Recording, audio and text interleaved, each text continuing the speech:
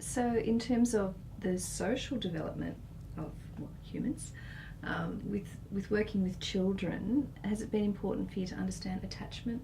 Yes. Mm. Yep. So once again, I'm conscious that that's a contested notion in some ways, but I would say that the concept of attachment is very important in my practice, probably central to everything. In terms of, from my practice, that is a very core aspect to understanding human interaction and communication and development and all that sort of thing. Yeah. It's pivotal. Yeah. And how important do you think temperament is when you're observing children? Temperament is, I feel like that is a field that is really, really important, but perhaps underestimated by social workers. Yeah.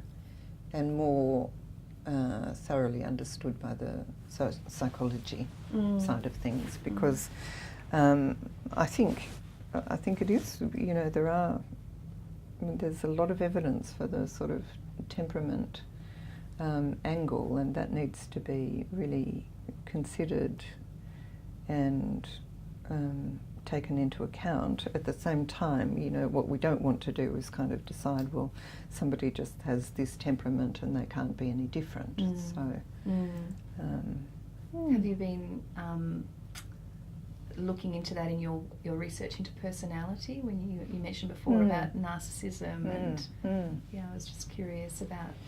Well, I mean, what's been interesting there is that I think Australian social work in particular has been really wonderfully sort of radical in its underpinnings, like kind of thinking more about social justice and political consciousness and structural reasons for people's personal problems, that I think that, actually some of this other stuff about personality psychology and personality development and temperament and so on gets kind of lost. Yeah. So I'm very interested to sort of bring that back in. What about moral decision making? Is that something that's important for your profession to understand as well? It is. And once again, because that comes into everything really, in terms of human relationships and justice issues and helping people understand, well, is it actually just and fair? What's happening to you, or how you're handling your relationships with other people and so forth.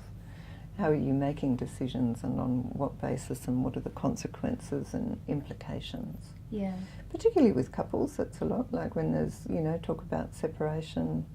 I think that whole thing of sort of, well, what's morally right, what are the consequences of, a decision that you might be making to leave somebody or to stay with them, and tracking that right out to kind of see, well, have you considered all the possible ramifications? I find in psychology we're talking more and more with clients about values now as well. Do you find you talk much about values with your clients? Yes, absolutely. Yeah. About what sort of things and ways of being each person values, and and how might that motivate their decision making.